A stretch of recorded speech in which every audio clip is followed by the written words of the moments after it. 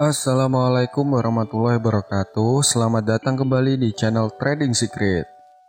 Di video kali ini saya tidak akan melakukan aktivitas trading forex dulu maupun mencari sinyal entry untuk open posisi. Saya juga tidak akan membahas mengenai posisi yang sedang saya buka saat ini, entah dari sisi strategi maupun cara entry.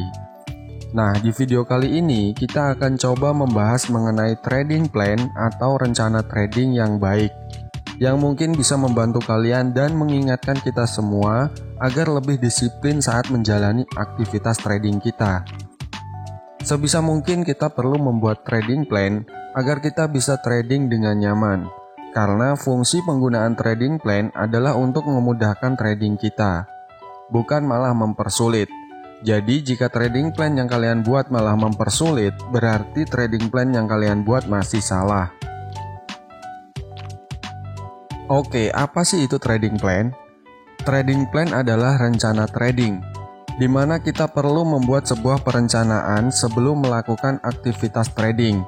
Hal ini penting karena dengan trading plan yang baik, kita bisa mengukur tingkat kerugian yang mungkin akan kita alami, serta menentukan keuntungan yang bisa kita peroleh. Tentunya hal ini juga berhubungan dengan modal yang kita gunakan. Sama halnya seperti saat kita akan membuat sebuah bisnis ataupun usaha, di mana kita perlu menyiapkan perencanaan modal awal yang akan kita gunakan itu berapa, lalu peralatan-peralatan yang perlu kita siapkan itu berapa, lalu untuk bayar karyawan itu berapa, dan hal-hal yang lainnya. Semua itu masuk dalam perencanaan bisnis ataupun usaha yang akan kita lakukan. Kurang lebih konsepnya hampir sama seperti trading. Jadi rencana awal atau trading plan itu penting. Ada istilah yang mengatakan bahwa jika kita gagal merencanakan, maka sebenarnya kita sedang merencanakan sebuah kegagalan. Oke, kita akan langsung coba buat trading plan yang baik yang bisa kalian contoh dan mungkin bisa kalian coba terapkan untuk mempermudah sesi trading kalian. Pertama yang pasti adalah modal. Modal ini sangat penting karena apapun bentuk usaha yang akan kita kerjakan pasti membutuhkan sebuah modal. Nah, pertanyaannya berapa modal yang kita butuhkan?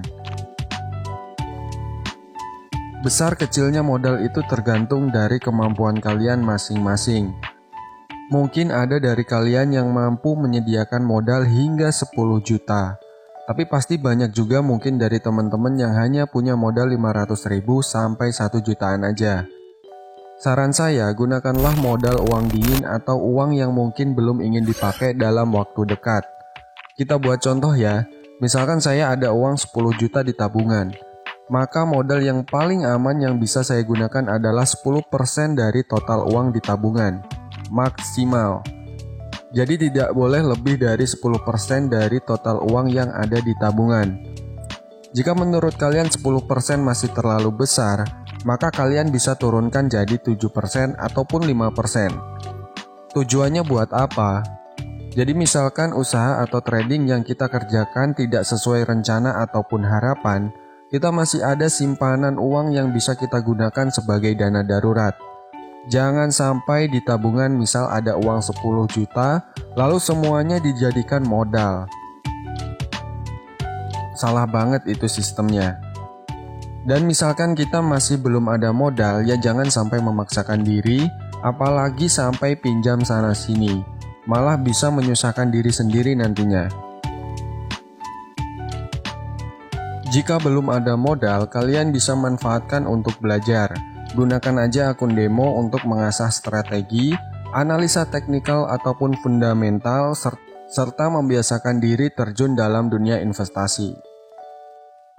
Lalu kemudian ada resiko. Nah, enaknya trading di forex, kita bisa menentukan resiko kerugian yang akan kita alami itu di awal. Misalkan modal yang kita gunakan itu 10 juta, maka berapa persen resiko yang siap kita alami ketika mengalami kerugian? Nah, misalnya resiko yang siap kita tanggung itu sekitar 1% dari modal. Maka kurang lebih resiko yang siap kita alami sekitar 100.000 per sekali trading. Jika menurut kalian resiko 100.000 per sekali trading itu masih terlalu besar, kalian bisa kerucutkan lagi. Kalian bisa turunkan ke 50.000 atau senyamannya kalian. Saran saya, ketika modal awal yang kalian gunakan sudah bisa berkembang, misal dari 10 juta bisa jadi 15 juta, maka kalian jangan dulu menaikkan resiko yang kalian gunakan di awal. Tetap gunakan 1% resiko dari modal awal yang kalian gunakan. Kecuali modal kalian yang dari 10 juta bisa jadi 20 juta. Nah, di situ kalian bisa menaikkan level resiko modal trading kalian. Misal dari 1% ke 2%. Peningkatan level resiko ini nanti bisa mempengaruhi tingkat profit yang ingin kita dapatkan. Kemudian ada risk and reward ratio itu berapa? Maksudnya gimana? Jadi maksudnya jarak antara stop loss dan take profitnya itu berapa? Misalkan kita menggunakan risk and rewardnya 1:2 dengan modal 10 juta. Jadi kita akan menggunakan resiko kerugian sebesar 1% dari modal dan 2% nilai keuntungan dari modal yang digunakan. Jadi kasarnya seperti ini. Kalau rugi kita kehilangan 100.000 dan kalau untung kita dapat 200.000. Ini bersifat fluktuatif ya, tergantung dari risk and reward berapa yang kalian gunakan. Yang pasti risk and reward ini harus balance ya, jangan sampai kalian ingin untung besar tapi nggak mau rugi besar. Nilai kerugian ini harus mengikuti nilai keuntungan yang kalian harapkan. Contoh nilai risk and reward yang bisa kalian gunakan itu 1:2, 2:4 atau 4:8 dan seterusnya.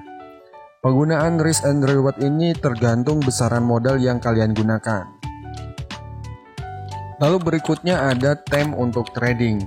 Waktu untuk trading ini harus kalian tentukan di awal, karena ini akan mempengaruhi aktivitas kalian lainnya. Jangan sampai trading mengganggu aktivitas utama kalian, agar trading yang kalian lakukan lebih tenang dan nyaman. Kalian bisa pilih mau trading di sesi Asia, London, ataupun New York. Kalian bebas memilih agar kalian bisa menyesuaikan dengan waktu luang kalian masing-masing. Lalu ada tipe atau gaya trading yang kalian gunakan.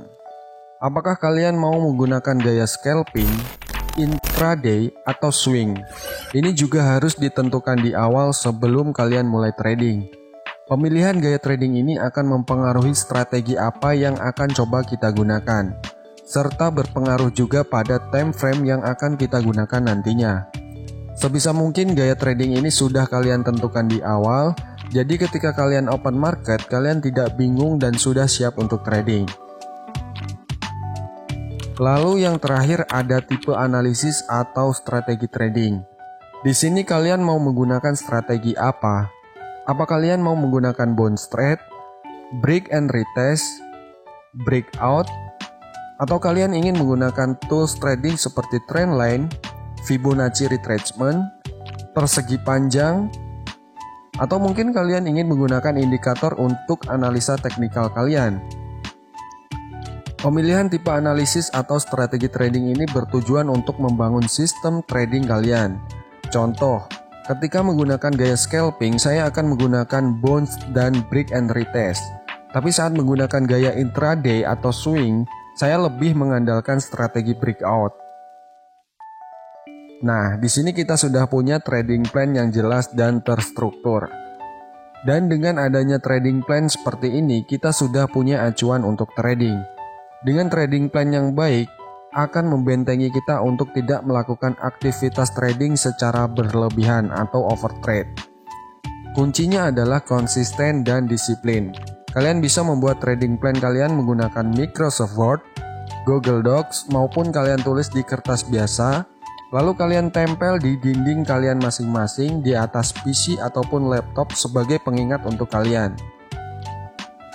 Paling sampai di sini aja video kali ini. Jika menurut kalian video-video dari channel Trading Secret bisa memberikan manfaat, jangan lupa tinggalkan like dan klik tombol subscribe serta nyalakan juga lonceng notifikasinya agar kalian tidak ketinggalan update-update terbaru dari channel Trading Secret. Sampai jumpa di video berikutnya. Ciao, salam profit.